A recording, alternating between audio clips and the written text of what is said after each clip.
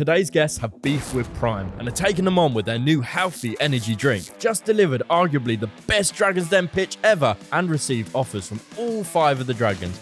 It is, of course, Teddie and Marisa from PerfectTed. By the way, Dragon's Den is a far superior version of Shark Tank. Just saying for all of you American viewers out there. Logan Paul and KSI launching Prime. The reason I hate Prime, they're marketing excessive amounts of caffeine to young people. It sounds absolutely crazy, but we're not afraid of a cease and desist. You'll feel great, but 2 hours later, you're gonna feel like shit. I think they'll get in trouble. It's bullshit. The biggest risk that we've ever taken on the business is going into the den because it can make or break your business within the space of 10 minutes.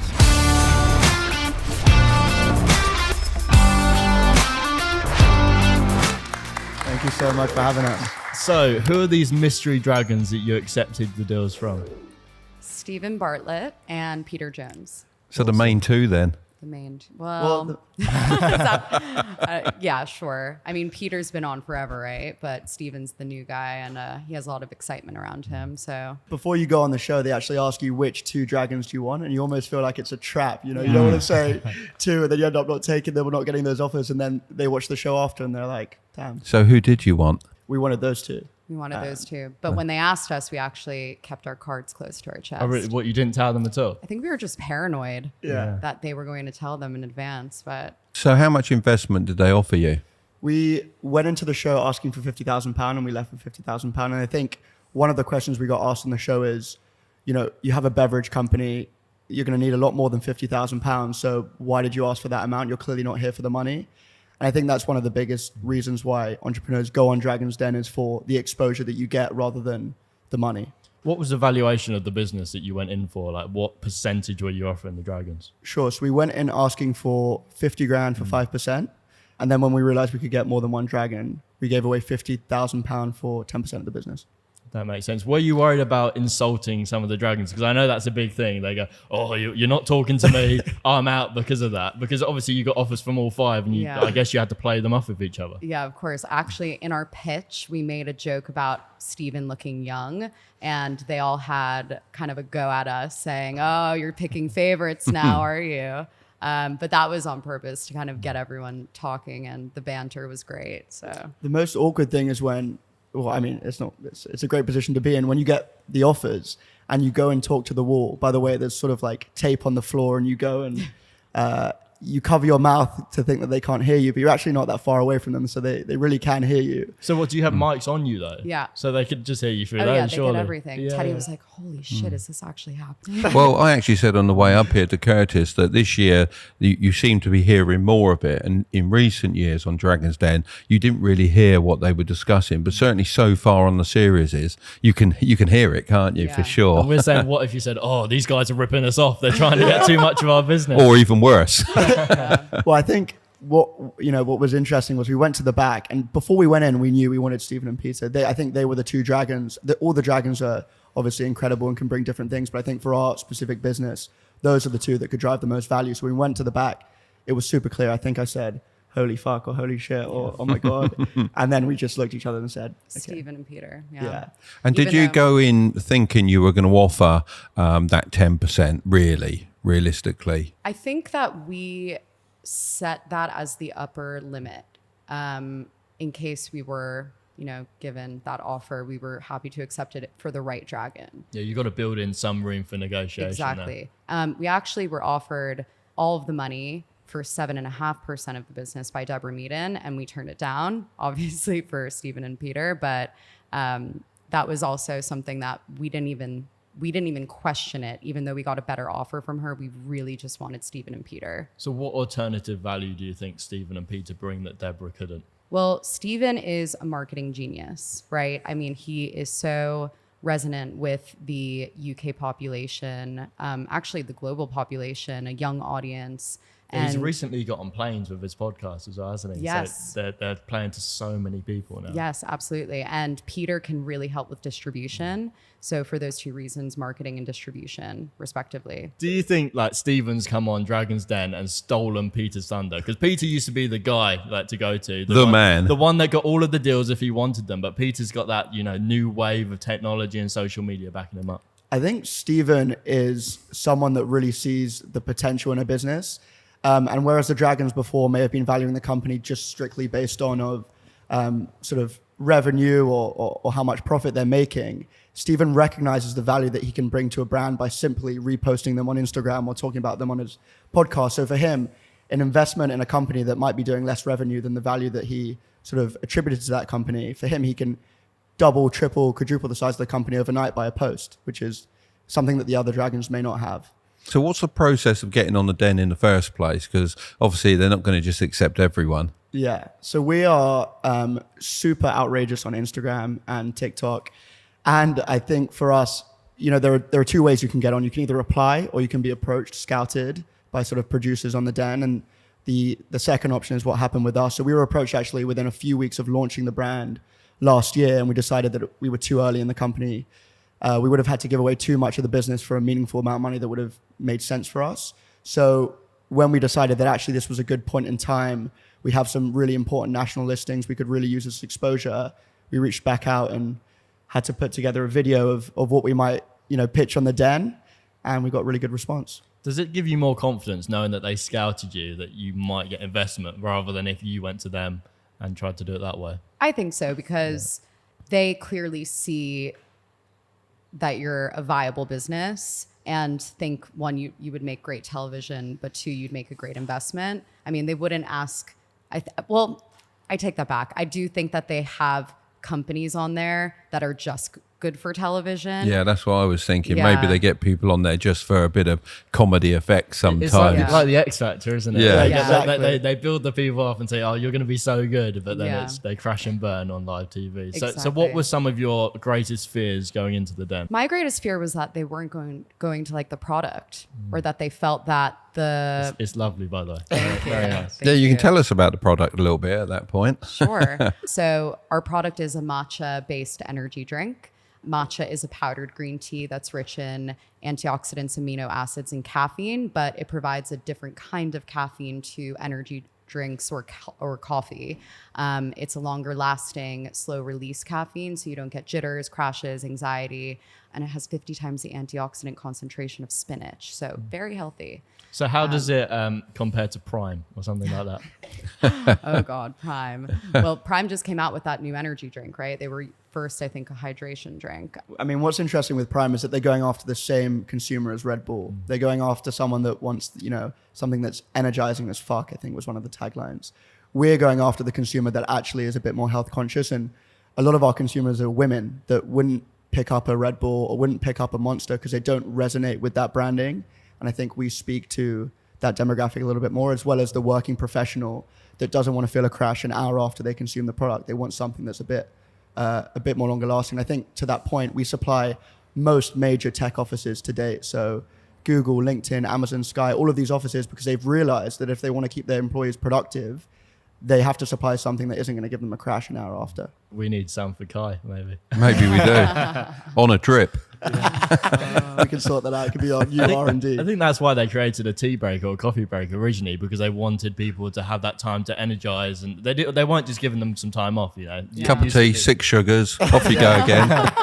Work hard to get a better return on investment. Yeah. But we're talking about greatest fears going in, so let's come back to that. So that was my biggest fear, that they weren't going to like the product. We've seen so many episodes where they just destroy the taste, the texture, the product market fit. I mean, that was truly my biggest fear, because you have them criticizing it in front of 4 to 7 million people, depending on. Do you have any viewership. control over whether they release that or not? No, you have no So control. it's a total risk. No. Yeah. And taste is very subjective, isn't it? course. Because, I'm sure some people like Brussels sprouts, others don't, so it's the same with anything you're going to taste. And I don't think a business decision's on whether you like the taste necessarily. If 90% of people do, then that's what it's all about, surely. So that was one aspect. I also think us looking stupid was another risk, or saying the wrong thing, messing up our numbers. I mean, we had 5 days to prepare for this. We were called by the producers 5 days in advance. They said, "Are you free on Thursday?" It was Saturday.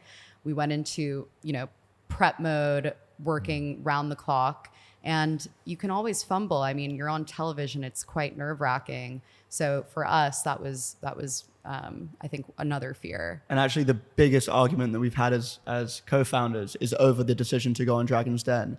I grew up watching the show. I said to my dad, one day I'm going to be on the show. And actually I said that on the show. So that was the deciding factor. We're going. Well, for me, I was going with or without Marisa, and it's probably not. So you were more on the fence, or you're totally against it? I was more on the fence. Okay. I was definitely on the fence because we knew someone in the industry who went on and they got negative feedback on the product, and it was concerning to me. As it got closer to the episode filming, I felt more confident in our ability to convey the numbers correctly. And that was less of the issue, and it was more them not liking the product. I think it's the numbers, isn't it? If you start messing up on your numbers, that's where they sort of have an excuse to rip into you. And I think that's the bit you've got to get right. I mean, people will always forgive you for stumbling on a pitch, you're nervous and all the rest of it, but your numbers aren't really about nerves. Your numbers are your numbers, and you should know them. That's one thing we definitely came across super well, as we knew the business inside out. We knew every number. But ultimately, it's the biggest risk that we've ever taken on the business is going into the den, because it can make or break your business within the space of 10 minutes. Do you feel like taking risk is a very important thing in business? And how are you kind of doing things differently from the traditional drink brands out there? Yeah, absolutely. And I think if you really back your product and you back your brand, you've at some point got to stand there with your trousers down and feel exposed, because if you don't put yourself out there, to your point about other brands, we would just blend in. And I think our biggest fear is being average. Average decisions create average outcomes. Average teams create average brands. Average brands don't succeed. And I think for us, it's, the biggest compliment you could pay me is that I'm not average, whether you like me or not. So how have you applied that to your lives? Maybe Marisa, if you go first. Well, I left a very stable career in finance to start a matcha business, which was very risky. Obviously, we do not take a salary. So that's another consideration we had to really think about. It could all blow up, right? You never know. Look, COVID came out of nowhere. I'm confident in the product and our ability to execute, but there's always going to be a risk when you're a startup. So definitely taking the leap, leaving corporate world for startup world, that is one of the biggest risks I've personally taken. It's more fun though, isn't it? Way more fun, way more fun. Also moving to a different country. I'm from America. So coming all the way to the UK, starting a product here where I knew nothing about the market or the people that we were serving. Obviously, I've known Teddie for 7 years and our co-founder Levi, who is my boyfriend and Teddie's brother. But aside from that, I don't have much knowledge, or I didn't have much knowledge of British culture. And it's been a learning curve, but it's proven to be a fun experiment, I guess I could say. So why did you decide to start the brand in the UK rather than America, which is a bigger market and lots of people are interested in energy drinks over there? So when I moved over here, it was around the same time Teddie moved back as well. And we realized that there were very few natural energy alternatives that actually tasted good and had health credentials beyond just the energy that they were providing. The market really was not as saturated as it is in the US. Yeah. Everything you can possibly think of, cactus water, the most random things. So is that healthy for you, cactus water? I don't know. I didn't think you'd drink the water out of a cactus anyway. Actual water, can you? I think it's actually poisonous. I don't know. Yeah, I think it is. I don't think they're milking cactuses. Well, we'll Google that fact. But, obviously cactuses are full of water, aren't they? That's how they survive. But I'm sure I read somewhere that, if you're actually in the middle of a desert or wherever and you chop one over and to take the liquid out, it's actually poisonous. So we don't know. We'll Google that afterwards. Yeah. So we'll stick it on the screen. It's so funny. I hope we're never in that situation. But we realized there was a real opportunity here. I mean, you have Red Bull, you have Monster, but you really don't have much other than that.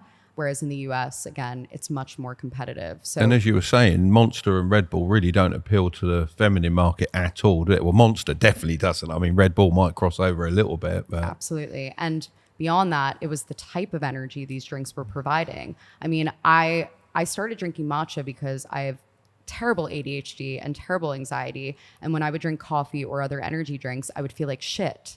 I couldn't function. I could barely focus. I felt like a shell of myself. So when I tried matcha, I actually felt so much better, way more focused. definitely less anxious. I didn't have any jitters or crashes. So I think we felt there was a real gap in the market for a product that offered that kind of energy. 100%. And for yourself, like, how did you take risks getting into this business? I think the biggest risk, like Marisa, I was working in private equity before, private equity consulting, and really stable salary, really prestigious job to everyone around me that sort of thought that's what you should do after you graduate school. I'd actually got accepted to Harvard Law School. Oh, really? Yeah, Wow. and was due to start that summer. Could have been like Harvey Specter. Could have been on Suits. Well, the funny story is the reason I applied to Harvard Law was because of that show. So Really? Really? Great show, isn't it? amazing. Because Oh, they absolutely. We only loved it. hired from Harvard, wasn't it? Yeah. Exactly, yeah. And that was Apart the from reason. Mike, of course. Yeah, exactly. Teddy has the biggest man crush on Harvey Specter. Oh, and he's so cool, though. Yeah, so does he. Yeah, so does Kai. I think that's the main reason Kai started working with us, because it sent him down a rabbit hole of becoming a better man, and improving in business. So we Amazing, can thank isn't it? Harvey Specter for a lot of things. Yeah, But yeah, exactly. so why didn't you do the business as more of a side hustle rather than doing it full time? I think for me, choosing between whether it was law, finance, whatever, I felt like just moving from finance to law, I would have had the same problem. I still would have been unhappy. And so I'm a bit of a maverick. I don't really love taking orders, and that can be tough because Marissa's our CEO. I'm very bossy. She's very bossy. I can be bossy as well with this business. He can can't be I? very bossy. Oh, I don't believe it. Yeah, I don't believe absolutely. it. Well, So obviously you took the risk to go onto the Dragon's Den, and that is a big risk. And the pitch is the hardest bit, isn't it? So how did the pitch actually go? I know you've got all the guys lined up, but yeah. did you stumble? Did you mix your numbers? How was it? Fun fact, the time that we pitched on the Den was the first time that we actually got the pitch right. Every other time we practiced, we fumbled. So we were really nervous, but the pitch went phenomenally well. And then the first time after we pitched, I say the first time because we had to pitch a second time. Oh, really? I accidentally tapped my mic when I was motioning to myself, introducing myself as Marisa. And the producer comes out and yells, "Stop, stop, stop what you're doing. We have to redo that again." And we were just like, oh Mortified. my God. Get back in the elevator, Get come back out in. again, and everyone acts surprised that they haven't heard the pitch before. Is that a real elevator? I've got my doubts. It is not a real elevator. Oh, I know that's shock. a hot take. I actually visited the set. Is it still in Salford? No, it's in Manchester. Oh, Is that okay. Manchester? Yeah, then Manchester. it's- Yeah, I visited it and I saw it wasn't real, but we weren't sure. We were discussing on the way up if they've actually installed a real one now, because they have the shots inside the lift, don't they? So it does look very Yeah. real. And then the B-roll of it Exactly, operating. And what's super interesting is before there's that period before you get into the elevator and there's a jug of water and there's all the dragons' faces, portraits on the wall. They keep you there for about 10 minutes to let you sweat and sort of get your reaction. And I remember Marissa's just standing there in the mirror repeating our pitch. And I'm there like shadow boxing, trying to get myself hyped. But that probably for me was the most nerve-wracking thing, because when you walk into the Den, it's a very out-of-body experience. You see Sarah Davies' face because she has this beautiful, massive smile, and that's where you look. And then after then, you're just levitating above your body. So do you know they're filming you in that like green room area? You do know that, but you sort of go into this different mode where you forget about the cameras. And when you're in the set pitching in front of the dragons, you don't see the cameras. And you just see 5 people in front of you. And there's awkward pauses where people are thinking about, questions to ask you. Stephen Bartlett didn't actually try the product for the first half an hour. He just sat there. You must have been thinking he hates you. I mean, very early on, I think he liked the fact that we were young. He's like, "How old are you?" And hopefully they show some of that on the show. But the biggest compliment we got was from Sarah Davies, who said, if there is ever a case study on how to pitch in the Den, this is it. And then Peter Jones also said, he compared us to Reggae Sauce, and sort of his reason for us accepting his offer was that he wanted to make us as big as Levi Roots, which is the biggest compliment as a Dragon's Den fan. How did it feel when you got those compliments? Surreal. Yeah. It just, I think we know we work hard. I think we work twice as hard as a lot of people, but just getting that kind of recognition from such esteemed investors and hopefully having it air on television was just such an incredible feeling. But you asked about risk taking, and one risky thing that Teddie did in the Den without my permission or knowledge beforehand was Peter Jones actually said, I very rarely have a time in the den where I'm sitting here and I can't find anything wrong with your business. And that's when Teddie steps forward and says, actually, Peter, I can tell you something. And you're like, no, what are you doing? I wanted to kill him. And what was that thing? I basically said, well, you haven't asked us about what the biggest risk to the business is, or you haven't mentioned this risk, and I just wanted to make you aware of it. And I think that what afterwards the producers said, we were all sitting there, just absolutely shocked that you would go and do something as stupid as that. But truthfully, it was so disarming to them because It's honesty, isn't it's it? honesty. Surely. And, they asked about sustainability, and it's things like that are a journey. You can't be expected to launch a brand and be perfect overnight. So that honesty, especially to an investor, and I think that's the one thing post-den that we've sort of carried through, is that investors or partners or retailers or buyers, whoever you're speaking to, just value honesty, like brutal honesty. Do you feel like Peter and Stephen are honest business partners, and you happy to get in bed with them? Absolutely. I think also the one thing that protects founders is the fact that they have such big personal brands that were they to misdeal with anyone, it would be so damaging for their reputation that I don't think they ever would. I think it's just too damaging. Yeah, I've heard things haven't gone too well for everyone that like signs deals in the den. Can you give a bit of insight into that and how things are afterwards? Sure. Yeah, because you expect a lot more follow-up programs of how people are done. Because, I mean, I'm very interested on how people are done. Even if the deal doesn't happen, I want to know why. Yeah, well, on Shark Tank in the US, they actually do that. They do a ton of follow-ups. And truthfully, sorry to disappoint the listeners, but most of the deals that are agreed on the den don't actually go through. And that's for a few different reasons. One is the brand might pull out because they realize that actually the deal they agreed might not be great for the business. And after the show aired, their sales shot up and it just doesn't make sense at that valuation anymore. But often the Dragons will actually pull out because they do a lot of diligence before you go into the show to make sure whatever you're going to say actually is true. But in that heat of the moment, hour and a half that you're standing there in front of... Hang on, hour and a half? So we don't see that. We see like 15, 10 minutes. No, you see a highlight reel. Yeah. And it's crazy how they can cut it together to look like it's 10, 15 minutes. Yeah, you could be in there any from 20 minutes to 2 hours. Wow. So you just never know what they're going to show. And even after all of that, it still falls through sometimes. Exactly. Yeah. More often than not, it falls through. Right. And a lot of the time, as Teddie mentioned, businesses see that their valuation has changed, and then they opt to crowdfund because of all that exposure. So they'll raise way more money than they could have raised on the den from the public. Did you give the Dragons a better deal based on their social presence and what they can bring to the business rather than the basic valuation that you would give a normal investor? Absolutely. We would never have agreed to that deal were it with just a regular investor. And going back to the point of being on the den was not about the money, and it shouldn't be about the money because truthfully for most businesses, you can go raise at a way better valuation outside of the den, whether that's crowdfunding or angels. For us, it's about that 10 minutes of 10 minutes of exposure for the brand and then the expertise that the Dragons can bring. So do you get to meet the guys before you go on, or is it like a cold shock, or how's it happen? No, you don't meet them. They actually hide the Dragons' chairs behind curtains. So the producer will bring you out into the den to practice the pitch, and before you film, of course. And they're not sitting behind the curtain, are they? No. That would be weird. Like the curtain just open and Stephen Bartlett's there. No. I think there's that element of surprise.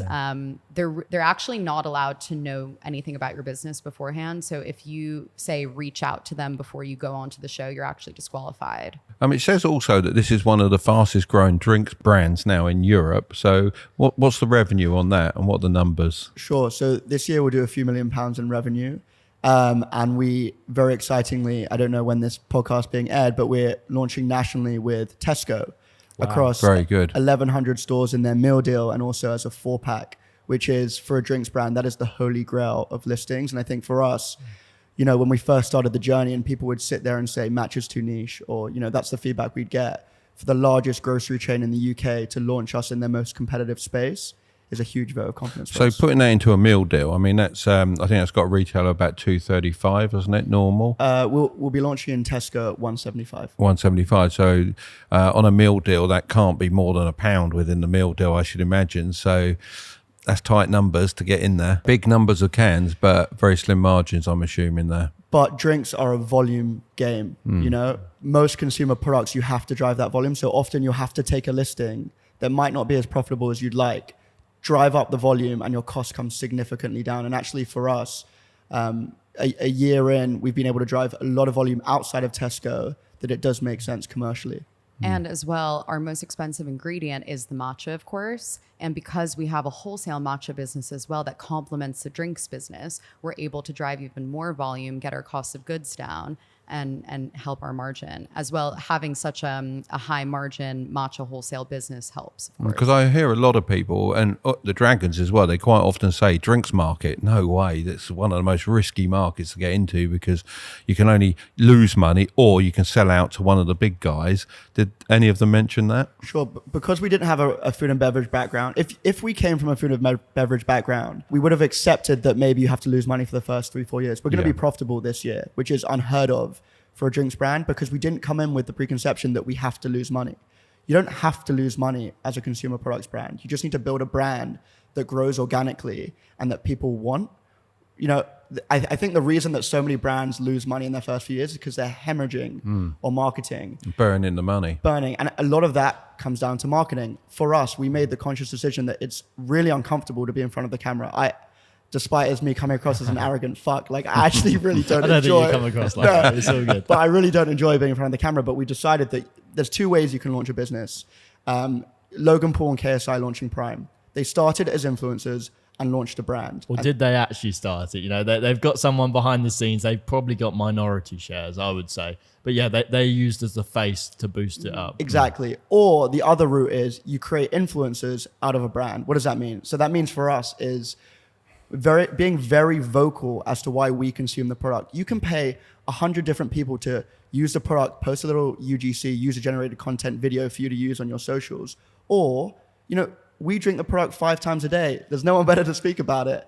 And I think the fact that, so Marisa won't brag, but she's got a background in finance, but she's taught herself over the past year to be an advanced graphic designer, content creator, everything. So we do everything in-house. We have no agency fees. We run a super lean business. We're 5 people full time.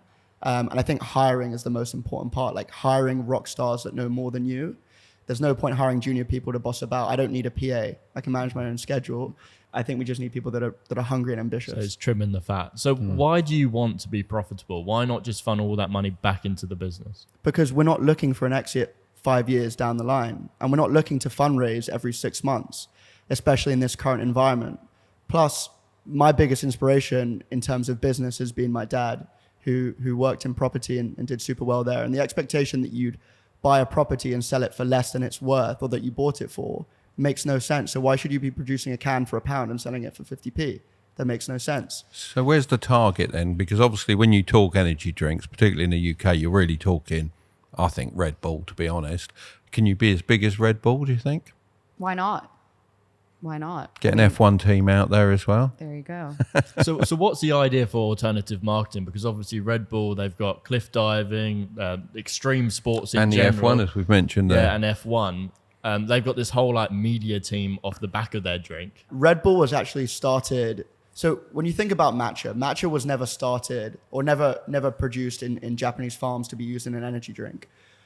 Red Bull actually came from a Thai drink called Krating Dang that was sold by a Thai pharmacist for truck drivers that needed it for long haul journeys to stay awake.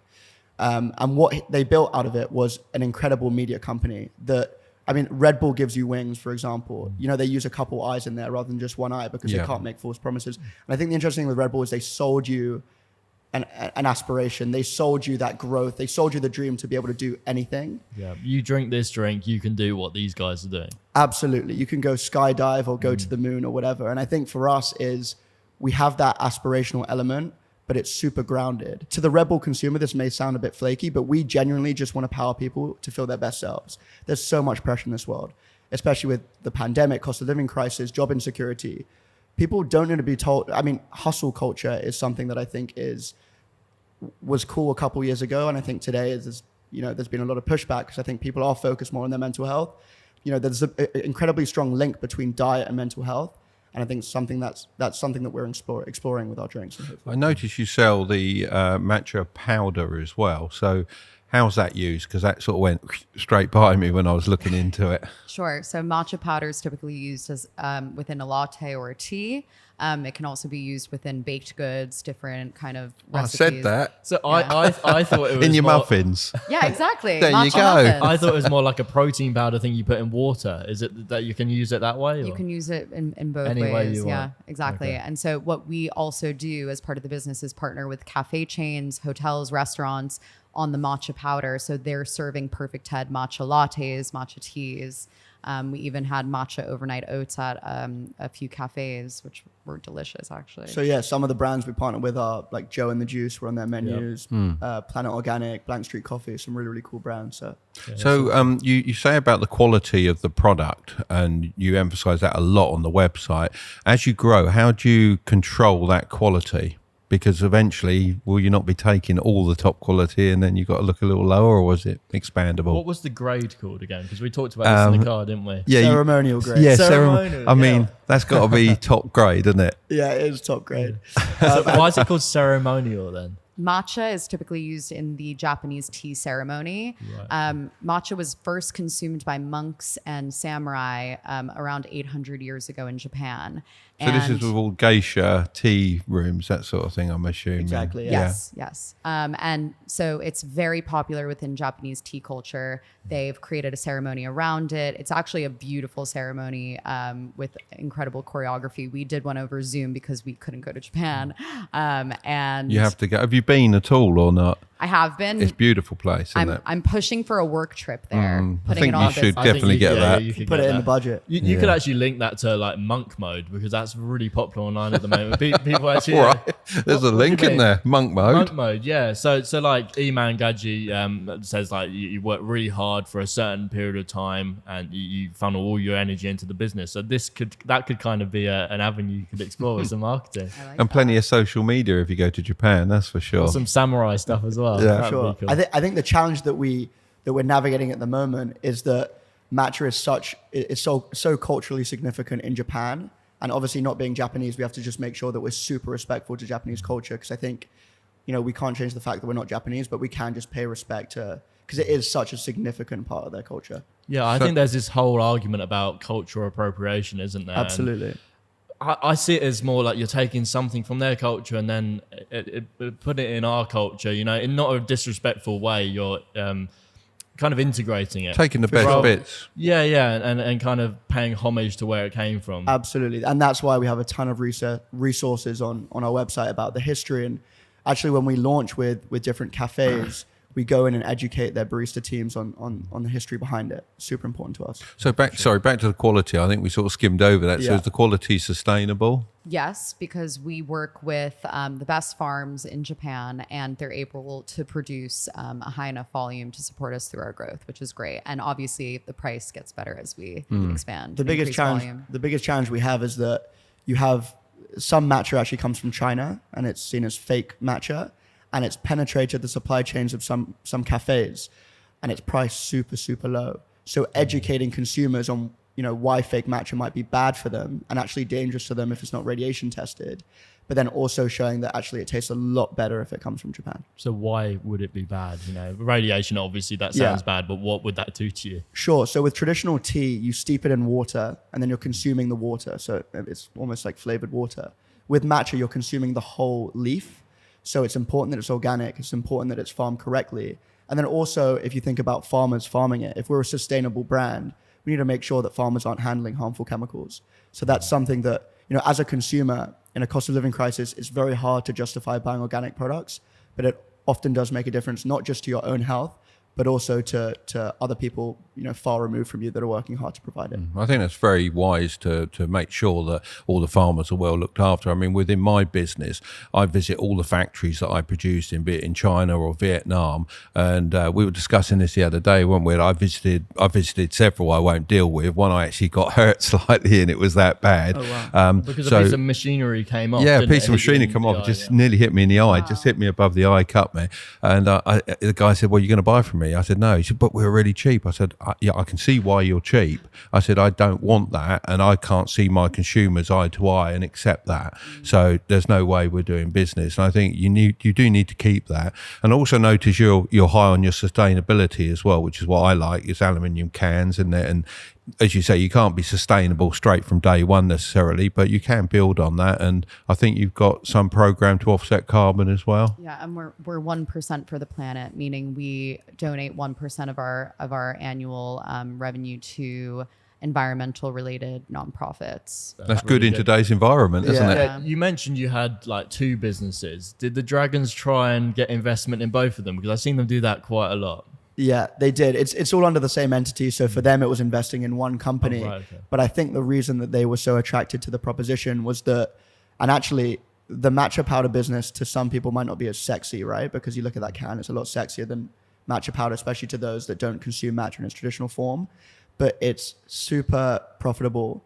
Does the powder business then supply the drinks business? Absolutely, Okay. yeah. And it also helps to fund the drinks business as well. So with coffee, when it comes from whatever country, there might be 20 people along the supply chain that are touching it and taking margin. What we did is disintermediated. So we work directly with the farms there, which means that we gobble up all of that margin, and we have supply chain transparency. So that was the biggest decision that we made. And the powder is super sticky revenue. So they order every month, multiple times a month.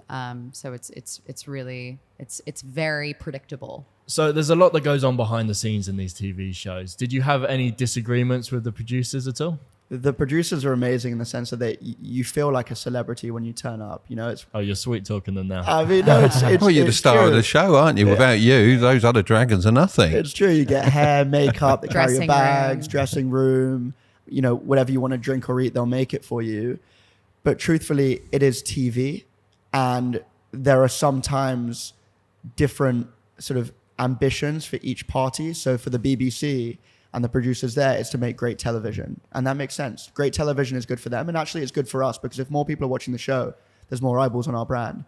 I think how you make good television or what good television is might be different to them versus us. Us looking like an idiot in front of 4 million people might be hysterical for you at home, but really damaging for our brand. And I think, when you turn up, the set has to look a certain way, and the table, the table where your products are have to look a certain way, and you might want it to look a different way that is potentially more favorable in terms of angle or positioning or the kind of products you want to showcase. Are you allowed to put like your product website or something like that on No, the table? you can't wear You're any not? branded clothing or anything like that. The table is the table, and what you want to put on the table is really down to them more than you.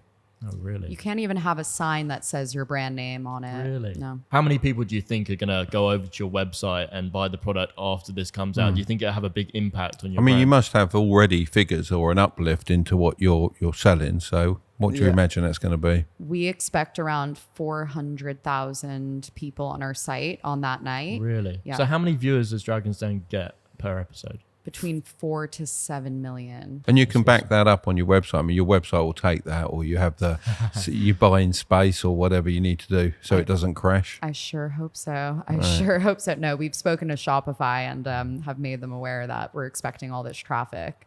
So There's only so much you can do though. I mean, like there's a, who knows, that one night it may be shit weather, people have stayed in, people have watched it, and you get millions of people on your website at once, and there's just only so much it would take. So what kind of conversion you're hoping for? So for 400,000 people on the website, how many people are buying? We're hoping the night of to do around 8 to 10,000 orders, and that should, with reruns, then people watching on iPlayer should sort of progress over the next few weeks. What's the kind of split between direct to consumer and in like shops like Tesco's and all of that? we do majority of our sales through retail. So right now it's probably split 10% D2C, 90% retail. That's very purposeful because drinks are really expensive to ship.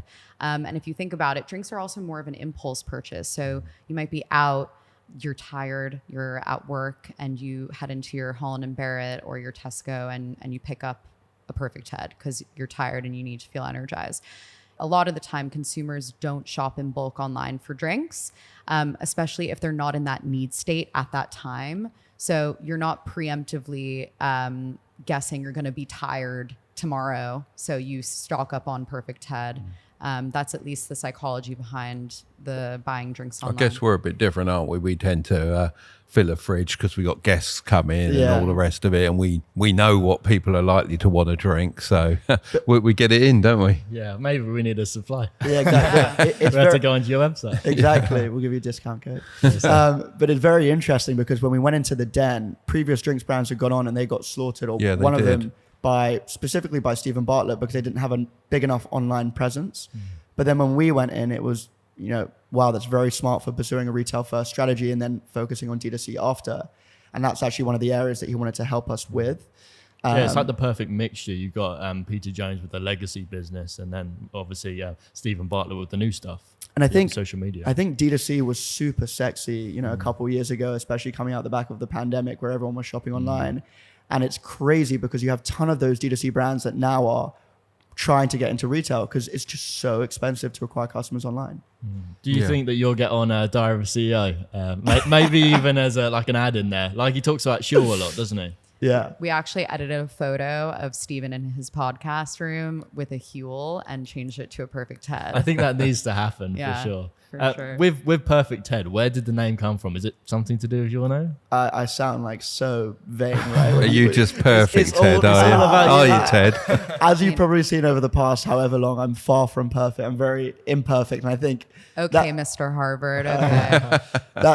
there's that saying, it's like, how do you know someone went to Harvard? And they'll tell you. It's the same with It's one of the first things you said. only because I know it makes a good podcast. Fair enough. So you're not actually American, though, are you? No, I'm English. I just got Okay. that fake twang because I went to university at UPenn in Philadelphia. Yeah. And then lived there for 6 years.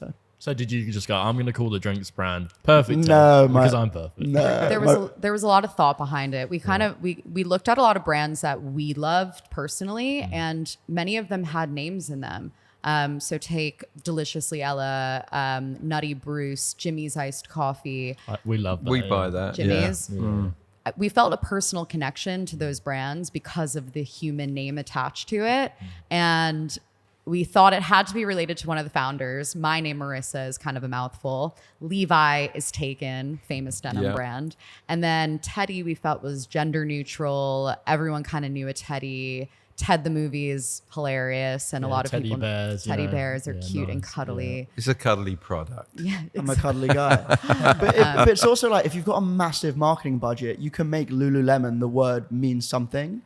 But if you don't have a massive marketing budget and you're starting up, people know me. I don't have a huge personal brand, but I have friends and family, and I have some sort of brand. And that's kind of, if we're thinking about creating a brand with the least amount of dollars, it's how can you leverage your own personal network to do that?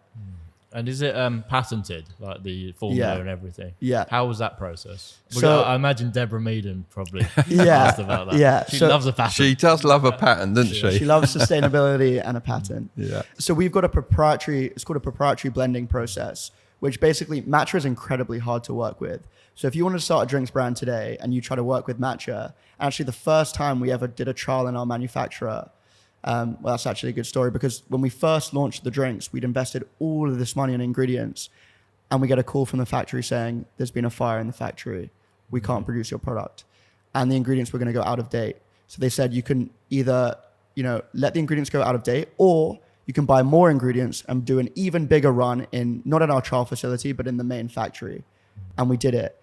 That was a massive risk. Massive obviously. risk. Because Huge. what, they wouldn't run it in the other The facility? Too small a run for their Even though it test was their factory. fault that the factory Well, the had trial an issue. facility had a fire, so we couldn't physically produce it there. So And when you've got a proper factory, you've got to use the right amount of stuff to make the run worthwhile and batch, yeah. doable. Yeah. Exactly. And with drinks specifically, it needs to chill and then carbonate. So you need enough liquid in the tank for it to actually work. So Marissa and I are sitting in the office of the factory, and the owner of the factory comes in, who's wearing a white t-shirt. It is covered in green. His face is covered in green. He comes in Everywhere. and he says, I fell in. It looked like it. it looked like he comes in and he says, I can't can the product. So what do you mean? He said, Matcha's going crazy. It's blocking the pipes. We can't work with it. It's ruined our whole operation. I'm sorry. And I look at Marissa. I remember my legs shaking. After spending all of this money. all of our money. We needed to produce this product because we needed to sell it to continue the operations. Like, this was it.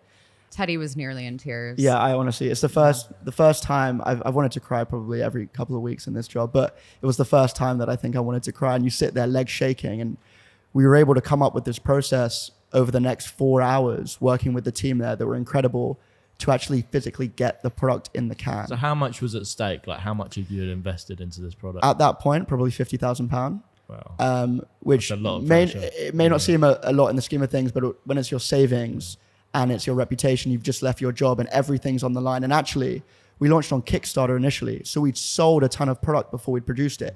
So we had to deliver. We had no choice. And I think it's in those moments where you have no choice that you just fucking come up with a solution. So I guess like Olympians, after they win a gold medal, they have depression. How about when you, well, sometimes they can have a certain degree of depression anyway. When you got your investment in the den, did you feel a bit of that? Like, you've reached this amazing high, and where does it go from here? So actually, right afterwards, I felt such a high, because for me, that was such a massive growth opportunity, because you're really putting yourself out there, doing something that you think you can't do. I mean, to prepare for that in 5 days felt nearly impossible.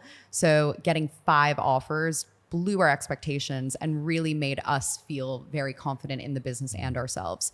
But I think afterwards, you're kind of like, so now what? How is this going to work? Now the hard work begins. Exactly. Yeah. And you have to, so you represent numbers, your projections for revenue on the show, and you have to meet that, right? So you tell them you're going to do 40 grand next month. You have to do 40 grand next month. The stakes are really high. Otherwise, the deal could fall through. So for us, we barely even had time to celebrate. Not to mention Teddie had strep throat and was deathly ill.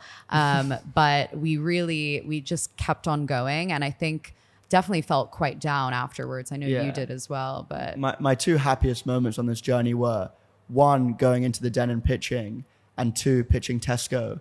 My 2 most depressed moments on this journey have been leaving the den and the next day, and the day after we got the listing with Tesco, when you realize that actually now the hard work starts. And I think with the den specifically, you get treated like this celebrity. You have this amazing moment where you meet your heroes. Stephen Bartlett to me was like an idol. His podcast, as well as your guys', has single-handedly got me through the last 6 months before we went on the show, just by motivation and those kind of things. You go back to your office, there's no more money in the bank account. You haven't got a massive team. You haven't had this exposure. Nothing's changed. And that, I think, was the biggest reckoning. And it's the same with Tesco. It's like you build this up, you work towards this Tesco listing. This is the holy grail. This is the pinnacle.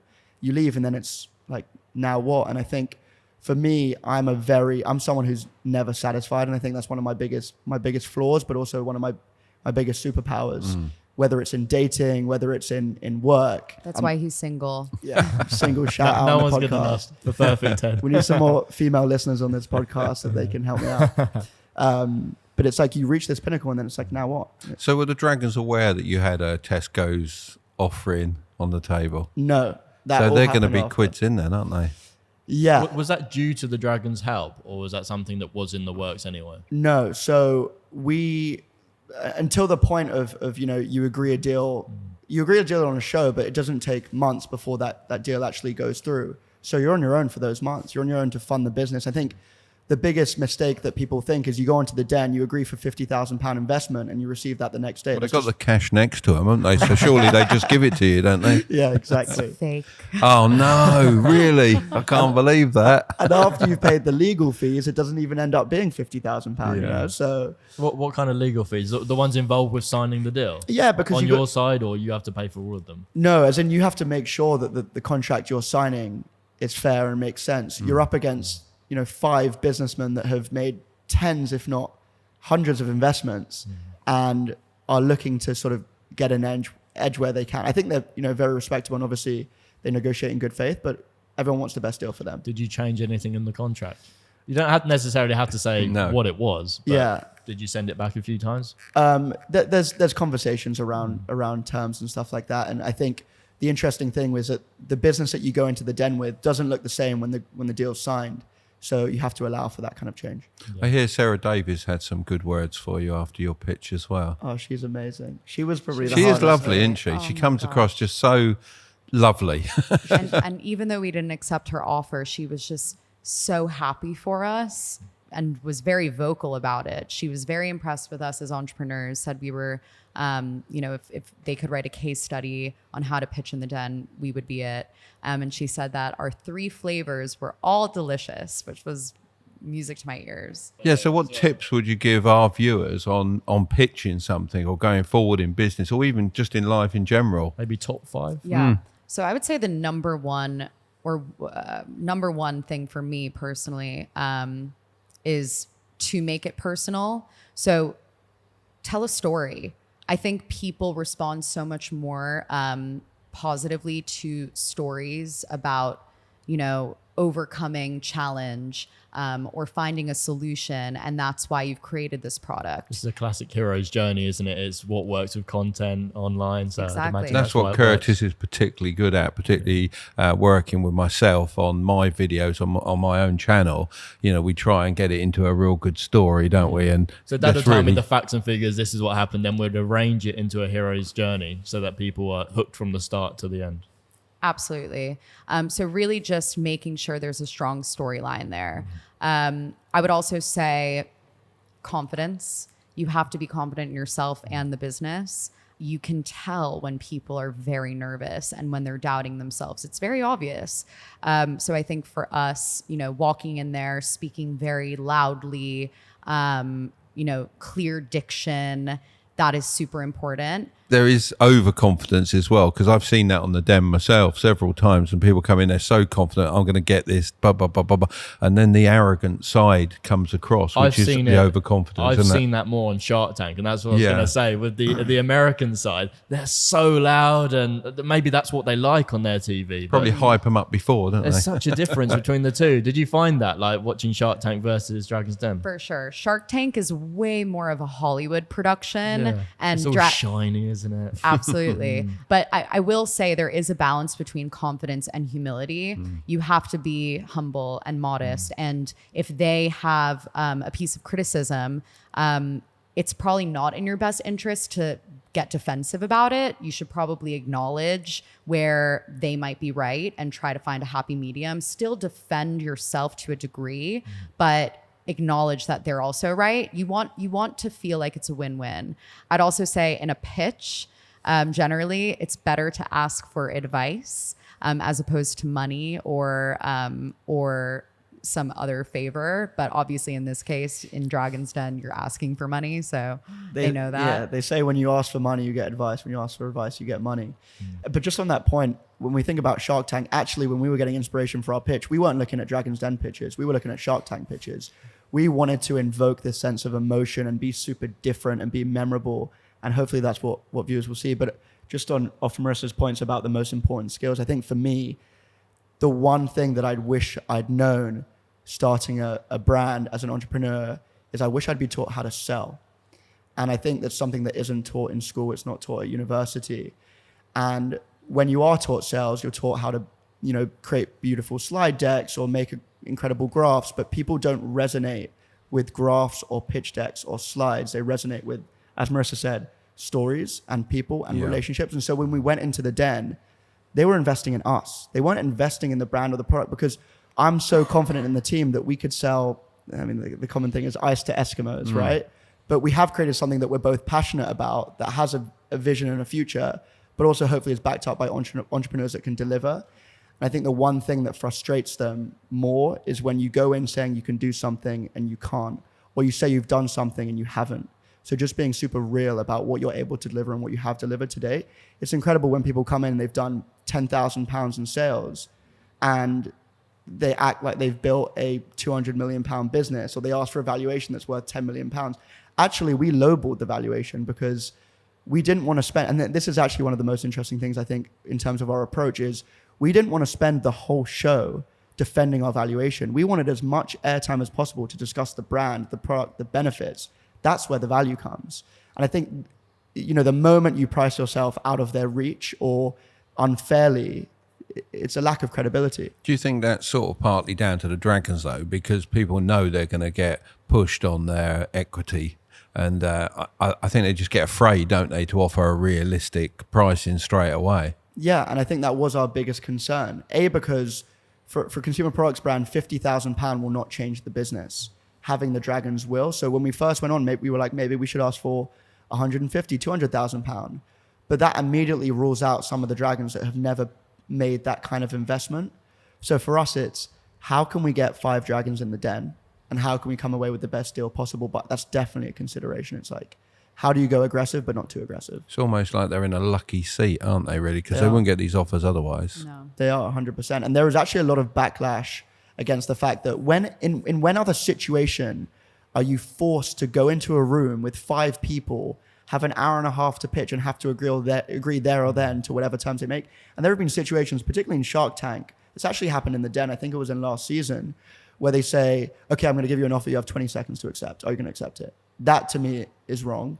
But you can back out afterwards, right? Even if you accept it, it's not just the dragons that can back out, it's both sides. Yes. Absolutely, yeah. Okay, so at least you got that, and that's more the TV side of things. And Sure. there's 3 of you in the group, plus 2 dragons now, split, I assume 5% each, something like that. How are you going to raise more funds? Because I'm assuming, although you might want to grow organically, is that feasible, or will you need to grow more funds? It's absolutely feasible. We excitedly got a listing in the US. So a retailer said, we want to launch you there. We were actually in New York last month, meeting with distributors to decide whether that was part of our strategy. But truthfully, we've done so well to grow organically to date. That's our plan. So much of fundraising is ego. And I think for us, it's like we'd rather have a bigger piece of the pie and grow the business over 3-4 years versus grow it too quickly, give away most of the business, and you lose motivation. For us, we go into the office every single day because we own the company.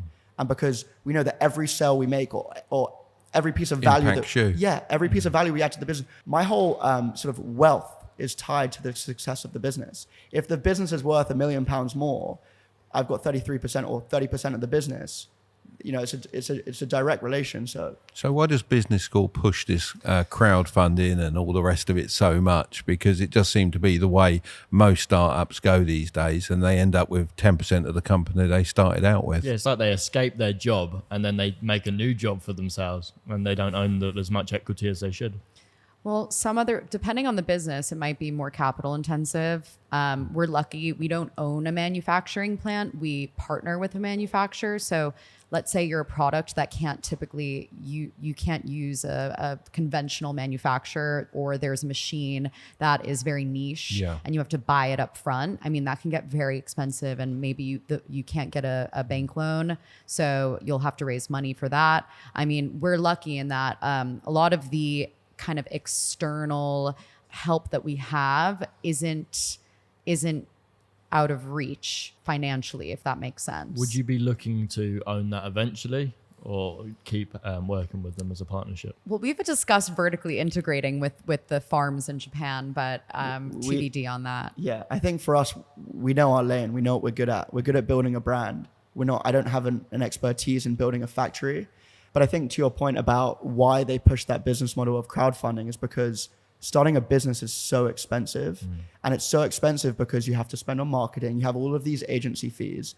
But truthfully, you don't need that. You know, Marisa had the biggest cost that we would have incurred is design fees. You work with a branding agency, it's £15,000, £20,000 before you've started. The amazing opportunity that LinkedIn offers is to build your own personal brand. The trouble that it offers is you have 1 million people bombarding you a day that they can sell you this, they can give you these leads, they can, offer you these services. And it's very tempting to say yes, because when you're in a dark hole and this month's sales hasn't gone too well and you're thinking, how do I get out of it? You always look to other people for the solution. And I think part of being an entrepreneur is just figuring things out. So what's your biggest fear moving forward? That's a really good question. Because my New Year's resolution this year, my number one New Year's Not to resolution have this year fears. is to be fearless.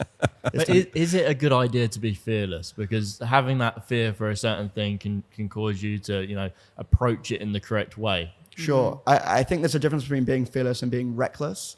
Definitely shouldn't be reckless, but I think fear was the one thing that held me back last year. Fear that if we got a listing, if we launched in a retailer, would people pick up the product?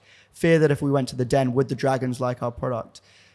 And I think there's just no benefit to that because But all of those situations went really well for you. So do you think the fear actually promoted you to do the work and actually do a better pitch or Sure. get the Tesco deal? sure, but I think that fear was also part of the reason why Marisa didn't want to go into the den, or why we maybe didn't want to launch in that retailer, and overcoming that fear is why we did. It is genuinely, and this sounds like, it sounds cliche, but fear is the biggest thing. Honestly, the biggest thing that has held us back in the past So year. fearless by overcoming the fear is more the message there, I think. Yeah, like not choosing to do something because you're worried about what might go wrong. So many people think, what if it doesn't go to plan? But like, why not think, what if it goes better than expected? Definitely. Also, you can control the controllables, right? If you have confidence and faith in yourself to execute and deliver, then I think fear can be managed. There might be a risk, right? There's always risk involved, but whether or not you fear it is the difference. I think now we kind of embrace the risk and feel that we'll be able to achieve based on our work ethic. I like to think we have a really bright future with this brand, but I really think it's one of my strongest beliefs is that I don't know how you can be successful without taking risk. Like for you guys as an example, was risk a key part of you deciding to do what you do today? Yeah, I'd say during COVID, I was running a media production business, and then it completely stopped. I couldn't visit any of my clients. I was sitting at home like, what should we do? And Dad was there as well. I was like, right, well, I was should still we start something together? Yeah, I was still working because my business I could go to, and I was flat out, to be honest, during COVID. But for me, the risk was obviously putting myself out there because I've got quite a big group of associate friends and people that I work around and everything. And obviously I'm wearing wigs on TikTok. Well, everything. And I take a fair amount of stick for that. But, you get through that, don't you, eventually? And I've never been that shy, really. Not for the camera, anyway. How do you feel about, you mentioned putting yourself out there. A good example is you had Andrew Tate on your show.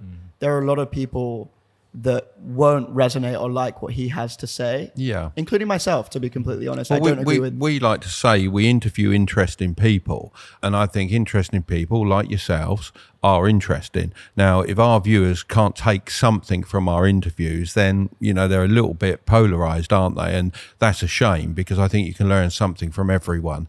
And if we can keep pushing that message and not be afraid to interview people because of that, it should be the way it goes, really. Well, how do you feel then about, Spotify's decision to take some people down from, because they don't agree with their views? How do you feel about giving a platform to views that you disagree with? That was what I was going to say. So people were saying that's the biggest complaint we got. We're giving Andrew Tate a platform to talk.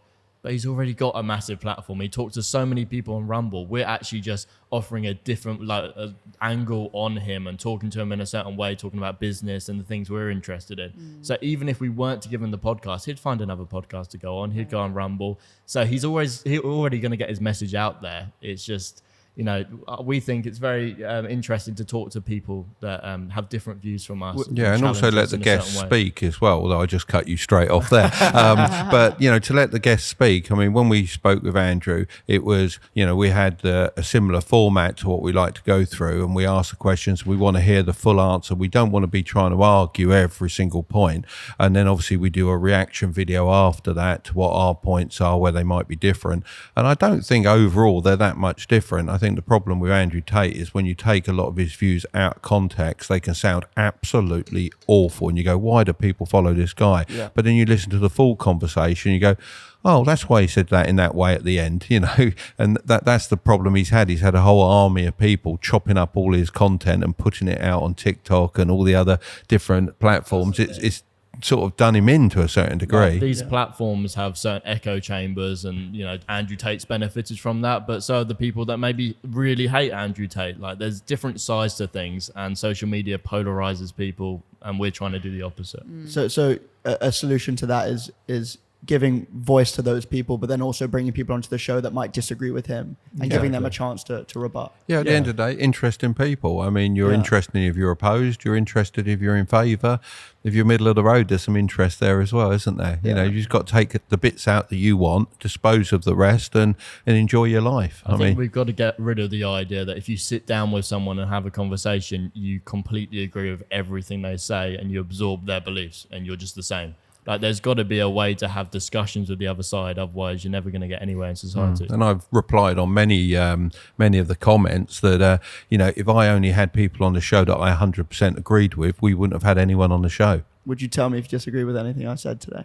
Of course I would. Well, I said Just about after. I said about the fear thing, which is I like feeling that sense of fear because it pushes me to achieve more. Yeah. And I've always had that from when I used to do sports or swimming, and I like to have that anxiety feeling to a certain extent. If I don't have it, I think something's wrong. Well, it's interesting because for some people it's crippling, right? And Absolutely crippling. And I think that the way we phrased it just now, don't fear fear, but get over fear, I love that. is just a better way of going about it, because it's there for everyone in one shape or another. Even if it's overconfidence can be, the crippling thing, can't it? So it's finding that happy ground. And I think certainly listening to a lot of people's views makes you a more rounded person, just like traveling the world gives you a broader horizon. And I think once you get into the area, because of course we get lots of comments from Tate lovers that, I 100% agree with him, I would die for him and all this sort of, then it's too much. You're too far down one road. While we're on the topic of fear, one of my fears coming onto this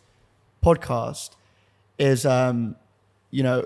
on the one hand, you're thinking about giving advice, but on the other hand, I'm just a regular guy. And I think the problem that we have with some social media or some podcasts is they bring people onto the show who are really in no position. I mean, everyone can give advice, right? But some people's advice probably should mean more to you than others. And I think sometimes I'm wary that this is my experience, this is what worked for us. But at the same time, the post that I did on LinkedIn that caused the most ruckus, that did the best in terms of impressions and reach, was the comment I made about how average teams create average brands and average decisions create average outcomes. And it was so interesting because I had typically older white men who were saying that there are plenty of no, I'm not looking at you. You're the my dad's an old white man as well. Ancient white man. That's nice, isn't it? I get that from all these guys. And they said, no, there are amazing. There are plenty of average brands out there that do super well. Think about baked beans and all this other stuff. And all I was saying was, that's great. It's worked for them. But if you're not Heinz and you don't have a huge budget, you got to be bold. And I think people just want to tear others down. And I think to your point about Andrew Tate, I don't agree with him. But I actually think if you hadn't have given him the platform, or he hadn't had a platform to raise those views, I wouldn't have realized how many people agree with those views. And actually how it's the same with Trump. That, when Trump was elected, the fact that there are some people that are thinking the fact that he was elected and the fact that they gave a voice to maybe hundreds of million or 100 million people, over 100 million people, gave the other side an opportunity to rebut that and understand that actually people do feel that way. And it allows you at least to formulate a plan as to how you're going to disagree with them. And because I think if you don't give them a platform, then, it's almost more dangerous, right? It's like in an argument, like the truth is somewhere in between the two extremes. Yeah. And it's by seeing that other side, you can then come to that decision. And you mentioned Trump and obviously the American electoral system. I don't think America's ever been more polarized, has it? And the problem with modern media is if you're in favor of Trump, you're only going to receive stuff saying how wonderful Trump is and the rest are awful. And on the other side, you're only going to get it the other way. So when it comes to an election and Trump loses and the other guy wins, of course you're going to go, well, I can't believe it. Everyone I talk to is for Trump. There's no way they got all those votes because everyone I know is a Trump voter. It's rigged, of course, it's just so polarized. You're not talking to anyone. No one's talking to you about the other guy being a good guy because you've locked that down. Yeah. I mean, if you're Republican, you watch Fox News. And if you're a Democrat, you watch CNN, right? So your news sources are totally different. I would say, comparing you guys to the American media, you're kind of like NBC, okay. Is it straight down the middle? Yeah, straight down the middle, because you're allowing for both sides, right? And you can control the line of questioning for the guests that you bring on. So still, it's within your control to kind of moderate what they're speaking to, but at least you're hearing their opinions, their ideas, allowing your audience to make up their minds whether or not they agree with it. I mean, it's important to hear both sides. It's sad. I think Andrew's also taken the view that to get noticed, you've got to shout even louder now on the internet, whereas you can also do things just a little bit differently, as he alluded to earlier, like putting your wigs on, being an old boy, or whatever it happens to be. There are different ways to gain attention, and it doesn't just have to be the next loudest person, the next most outrageous person. Just find different ways. I think the important thing is just creating some emotion, and even your post that you said in LinkedIn, it obviously made a lot of people angry, and a lot of people agreed with you. I think they were angry because they were uncomfortable, because the people that were commenting that were, had a corporate job, which there was nothing wrong with that. I started off with a corporate job. It's the only way that I was able to start the company, because we were able to accrue some savings. But I think when people get uncomfortable, they often feel like they have to combat the opposing view. But truthfully, you might be uncomfortable because you might be realizing that you're wrong. I don't feel that way with Andrew Tate. I feel like I've had time to digest his views. But it's interesting, right? Hang on, what is it you completely disagree with? Because you said you disagree with pretty much all of it? Or so you got the Matrix, you got his views on women. Yeah. Blatant misogyny. Yeah, so views on that's the women, this biggest is something we push back on. It's like having multiple girlfriends and stuff like that is completely against what I believe, and it's against what Dad believes as a married man of how many years? Quite a lot. Quite a lot, yeah. So is it just the women thing that shrouds the whole his whole belief system for you? That for me is just so unsettling. And yeah, I think of Marisa, I think of my mom, I think of all the women in my life, and I think of if he had said any of that stuff to them or had put them down in that way, that to me is just not okay. And the problem is we talked about credibility before we came on the podcast, and I said that, how can I come across credible to the viewers? And hopefully we have, by the business we've built and the experiences we've had. But if someone says that, if someone has that view and they hold it so dogmatically, even if he gives the best piece of financial advice, I just can't stomach the fact that he might be right in that respect, because I just disagree so vehemently with the other parts. And it's such an easy way to answer it as well, because if you had a daughter, would you say to her, I agree with his views, that's what I'm happy for you? I don't think you're going to say that, are you? Yeah. So you're wrong. Yeah. I think he Simple. has backpedals a little bit on the fact that he believes that men should, provide and look after women if that's what they want, like his women that he provides for, and he can show that side of becoming a better man, a stronger man, which I can kind of get on board with if the woman agrees to that kind of relationship. But some of the stuff he said before that was obviously way too across the line. But even if he doesn't truly believe in what he's saying, even if he's just doing it for dramatic effect, He's poking the bear quite a lot. But even if he admitted is, to that on Yeah, the he podcast. did, but yeah. even if he is, right, and this is the challenge with Trump as well. He's got 150,000 paid subscribers or something ridiculous. Yeah, on the Hustlers University, or the Real World as it's called now, yeah. Or who are incredibly impressionable young men who are taking this as gospel. And to me, that's fucked up, because you're then convincing people of a belief that you don't even agree with, but you know that it's provocative and will make you famous. It's the kind of people that do shit to become famous. You could even liken it to people that commit acts of violence or whatever, or murderers that might have been depraved their whole life of attention, and they go and commit a crime because they want that attention. But this is the thing, right? So in media, like we were watching a lot of the stuff about Andrew Tate on the news, and people going, and the teachers now talking to the school kids about how lots of these beliefs are wrong. But what I learned in media, it's more about the audience reception and what they take from it, rather than like the hypodermic needle effect, where they actually believe everything they see. It's like if you grow up playing GTA and you wouldn't go out and do that in real life. People used to believe though that what you see is what you do. So do you think kids are actually believing 100% of it, or they're taking it like, oh, okay, I agree with that bit and I disagree with that bit? I think it depends on the kid. I mean, you see all these kids doing these viral challenges on TikTok for, take that as an example, and they're dying. There was the Tide Pod challenge. Yes, they're poisoning themselves. They're suffocating. So, I mean, the proof is in the pudding. If they're replicating such dangerous acts on social media, then surely they're listening very, very intently on what these influencers are saying. I mean, take Logan Paul, right? He has this incredible following. The guy disappeared after doing something that was like horrific. And look, everyone makes mistakes. We're talking about the forest. Yeah. For the listeners that may not know, he basically there's a forest in Japan where people go to unfortunately commit suicide, and he filmed some of it and he was laughing in it.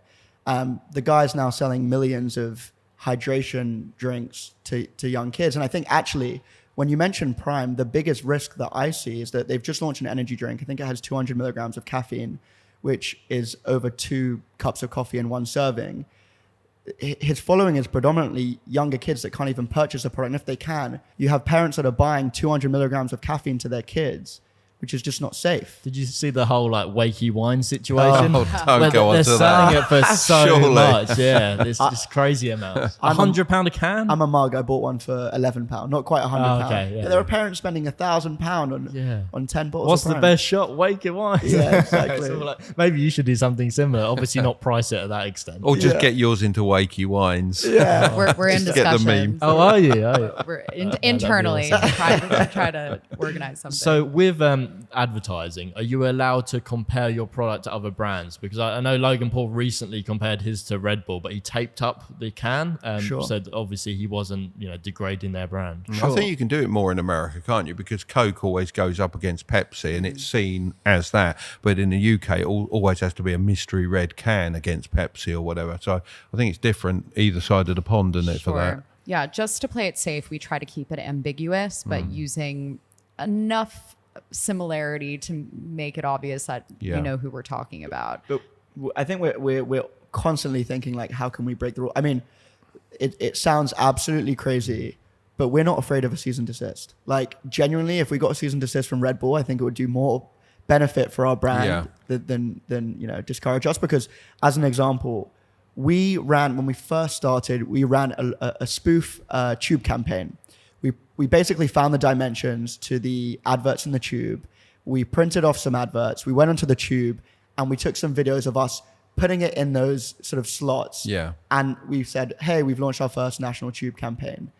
And we got people saying, that's disgusting. You didn't pay for that campaign. That's funded taxpayers' dollars. Or did you cover up other campaigns? We put it up for maybe 5 seconds. Took the picture. and then Took the picture, took it down. And it's amazing. It's so weird. We live in a world in which like it's almost beneficial to your brand to be provocative as long as you're not preaching values that are counter to your customers.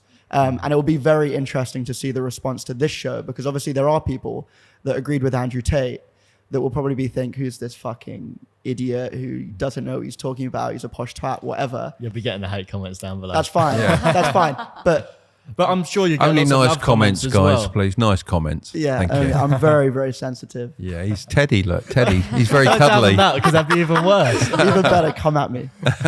So you said you don't mind being provocative to a certain extent. Yeah. Why is your drink better than Prime? Why is our drink better than Prime? What Prime have done is they've taken the brand of influencers and if you look at the ingredients of Prime, it's horrific. It's artificial. It's way too much caffeine than you can tolerate in one serving.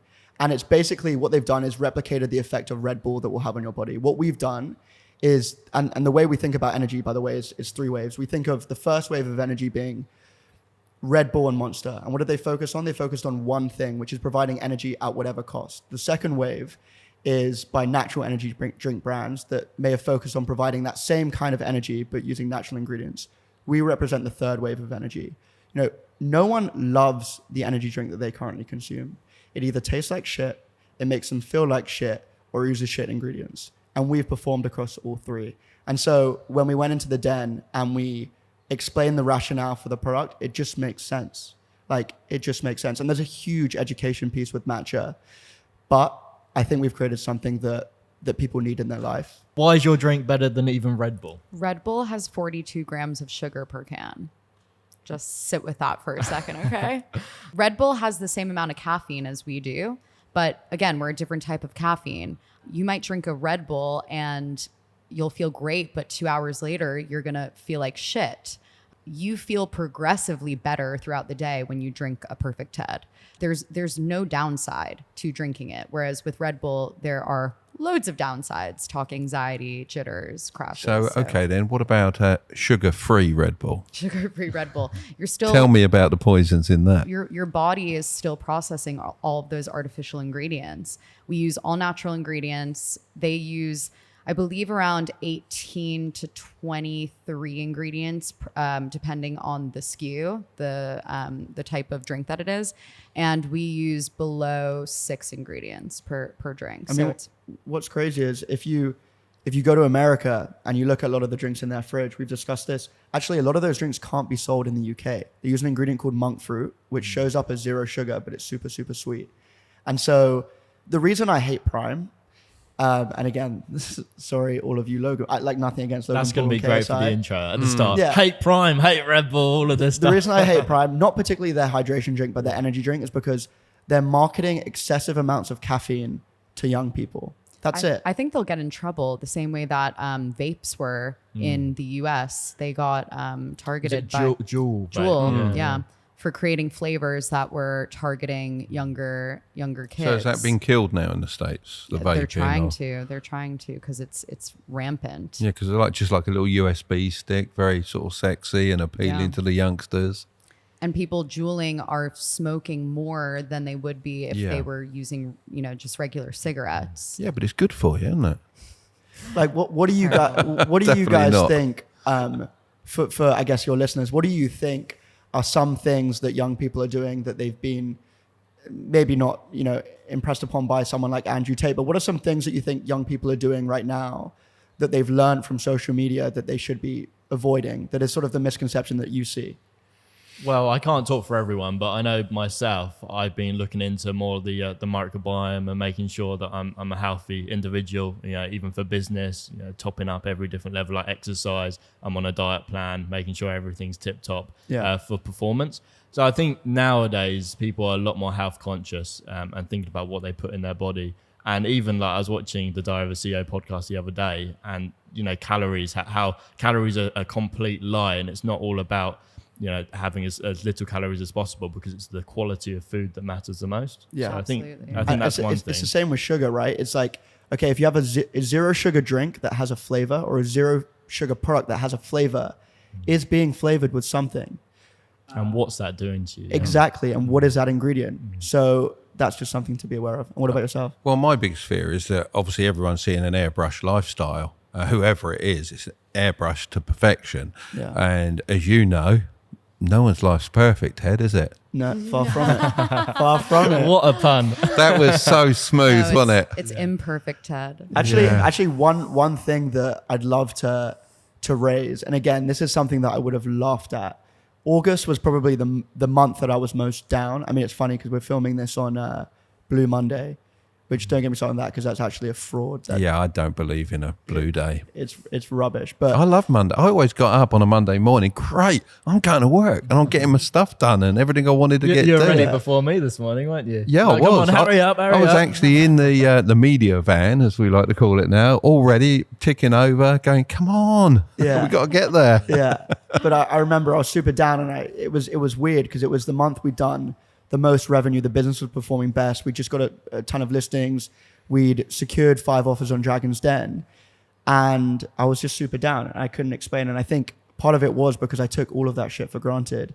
And so I started gratitude journaling. And I know there are going to be people that are going to be rolling their eyes right now. And I honestly rolled my eyes too. But it has been proven to be one of the most effective techniques for improving happiness outcomes. And it's been the single-handedly, I do it 3 minutes in the morning, 3 minutes in the evening.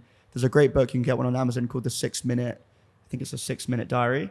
It's unbelievable. And so you just write down what you're grateful for? Yeah, so there are a couple questions in the morning. One of the questions is like, what are you grateful for? 3 things. What is the positive affirmation for that day? So how are you going to inspire yourself? Another thing might be like, how are you going to make today great? And then at the end of the day, you're writing down what went well today, what could have gone better, how are you going to make tomorrow great? And I think that it's really interesting because you start to see patterns in what you're grateful for. Before I started with the journey with PerfectTed, I would have said that I want to be an entrepreneur. I want to build a great business. I want to sell the business, blah, blah, blah, blah, blah. Truthfully, the only consistent thing in my journal entries are family, friends, grateful for my brother's health, grateful for my family's health, grateful for the team that we were able to work with. It's nothing to do with sales or outcomes like that. Yeah. I mean, I've always been, very grateful for everything. And I've always talked to Curtis that you should be grateful for everything that comes your way. And I think that's something that's lost in today's society because they feel that, or I feel that they feel everything is entitled to them. Whereas I always feel gratitude. I feel gratitude that you obviously brought us the drinks today. Anything. I feel grateful that we're in such a nice building today. Yeah. There's so many things to be thankful for. And I think in the society we're in, that is it seems that it's forgotten in lots of areas of our life, unfortunately. I think it's so important now to do it like at the start of the day, like you're saying, and at the end, because you're setting kind of your intention for the whole day, and at the end you're capping it off. And like the law of attraction, I'm not sure if you believe in it totally. I do. But yeah, you attract more of the things that you're thinking about. Yep. And that's kind of what it's doing, I suppose. I really believe strongly in manifestation, and not the like woo-woo type of I know, that's the manifestation. trouble, isn't it? That's the Yeah. one that gets the coverage, and that's the reason I'm grinning here, because Manifestation. it's easier for you That's to say. It's great as long as you're putting action behind it. And if you're not, forget about it. For crying out loud, you've got to action these things. I They're agree not with just you. going to happen because you've gone, I think I'll be a millionaire tomorrow. I agree with I like you. thinking about it like the yellow car effect. Like if you are thinking about, or you've got a yellow car, you're going to see it more around the town. It's the same with your gratitude journal. There's also an element of accountability. If you put it out into the universe and you tell people about it, you feel almost obliged to do what Make you it say happen. you're going to do. Exactly, because you've now told other people your reputation's on the line. There's a lot at stake here. But some people are more likely to do that. You feel guilt from not doing it, so you're more likely to do it. So I'm a bit lost on the whole thing, but I set goals, and there's a similar thing maybe, but make action towards them. But actually, to your point, after the Den, because the Den was filmed in June, I then was really down in August. Part of the reason I couldn't give up or quit is because I'd have 4 million people Googling the brand, a couple months from now. And what if they Google the brand and it's no longer there? I've done that before with Dragon's Den businesses. I'm Yeah. like, "Well, why haven't they got this sorted? You've got all of this exposure and the website's not up. Well, because the delay is so long. So anything can happen to a business in that time. And if you go into the Den needing £50,000 and you need that the next week for your business to survive, you're done. Because realistically, it's just not going to come in time. So how would you rate this versus all of the other drinks on the market? I would rate this drink way better than anything else in your fridge. If you're drinking something that gives you no value beyond taste, if you're drinking a shitty energy drink like Red Bull that doesn't give you wings and just makes you feel like shit 2 hours later, switch to PerfectTed. When is enough? Enough. Before we started PerfectTed, or like my history is that I always wanted to be a professional footballer. And the mantra that my Soccer or football? Because we were talking America and soccer. soccer. We don't say Soccer. soccer. It's Yeah, I football, know, right? but It's for our football. American audience, No. If you That's say one football, word they'll we're not going to do. It's football. Yeah. not American football. Not American football. I like the inclusivity though. That's yeah, great. rugby with safety pads, as we like to call it. For all of your American listeners, professional soccer. When I was playing in a football situation as a Division 1 athlete, our mantra was never let good enough be enough. And at the time I was like, this is amazing. Absolutely. One more lap, one more minute on the treadmill, always pushing myself for one more. And I think I'm so undecided as to where I think enough is, because I've been motivated by that mantra of good enough never being enough for the past year and a bit with this business. And if you had asked me at the start, I would have said enough will be enough when we exit the business, when we sell the business, when I've built something that other people deem valuable enough to buy. And I think I've lost a lot in that process in terms of sacrificing friendships, sacrificing much of a social life, sacrificing other things in my life that make me happy, like family and honestly like dating and romance and relationships like that. And so I'm still trying to answer that question for myself. You And have so, to get to a point where that can be restarted, that's for sure, because I had a period when I built my businesses, I lost my entire social network completely. Absolutely. And I didn't even know where to start picking it up from. And you then have to start joining clubs and various different things to build that network again. And you don't want to leave it too long. well, that's the thing. It's a hard job. That's the thing is I keep saying, when I do this, when I do that, when we hit £40,000 in revenue, when we get a Tesco listing, when we go on Dragon's Den, when, but there's always something bigger. Are you ever satisfied? I was No. just gonna say there's a song from Hamilton. I think You'll it's never be satisfied. exactly Teddie's lovely rendition over there. It's true. I mean, he says he'll never feel satisfied. I think we actually went to see Hamilton together, and we left both saying, "Oh my gosh, that song really resonated," and it's kind of scary. But I don't think it'll ever be enough. But I don't think that's the point. I know this is so cliche, but I don't think it's about the destination. There's no end point. It's really about the journey and trying to find peace in that and find enjoyment within it, because it's about the everyday. It's about the small moments of your life that ultimately culminate in meaning, not this one life-defining moment. I think it's progress as well. Like, humans need to be pushing forward, otherwise you're going backwards. Exactly. But that is my fear. Like the thing that keeps me up at night, honestly, is like, when will enough be enough?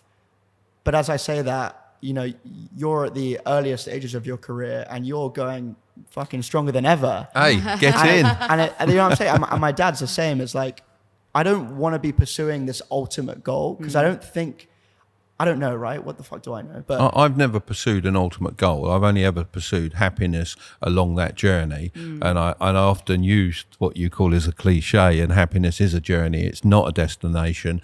And so many times through lots of things I've done, like I've raced cars, and the winning is like, yay, right, next race. And that's it. Yeah. What happiness was there? But getting to beat everyone gradually, but that was fantastic. And then you want to move on to the next challenge. And it goes back to gratitude, appreciating not every year. Like, I think it's fucking ludicrous that we celebrate every birthday. And like, that's maybe for some people the only time that they celebrate. I challenge everyone who's listening to this podcast to every single day find one thing that brings you happiness that you wouldn't usually do. It might be buying a matcha latte. It might be, calling up a friend. Buying a perfect Ted. Buying a perfect Ted. It might be calling up a friend that you said you never had time to. It might be watching 10 minutes of an episode. Everyone has 10 minutes. Everyone has 2 minutes. Do something today that will make you happy, because to the point about this being on Blue Monday, it's fucking bullshit. You know, like, some of my happiest days have been when the weather's shit. Like, you can't let the weather or these external factors dictate your happiness on a daily basis, especially as an entrepreneur, especially when, you know, I can't let the fact that a buyer says this is too niche or doesn't want to take my product, or a customer leaves me a shit review. If you let that dictate or occupy too much space in your head, you're fucked before you've even started. You have to protect your bubble. Don't let anyone burst it. What a great way to end it. Thank you very much for coming Thank on you the very much. podcast. Very entertaining. Really Very enjoyed it. interesting. Thank you Thank so you. much. Thank you for So having much us. agreement. So much agreement. If you guys did enjoy it as much as us, make sure to smash that thumbs up button for the YouTube algorithm, and we will see you next Friday with a brand new episode. So it's goodbye from me. And it's goodbye from him. Laters. There it is. You usually say these guys, don't you? Well, we're not with these guys because it's normally with Kai.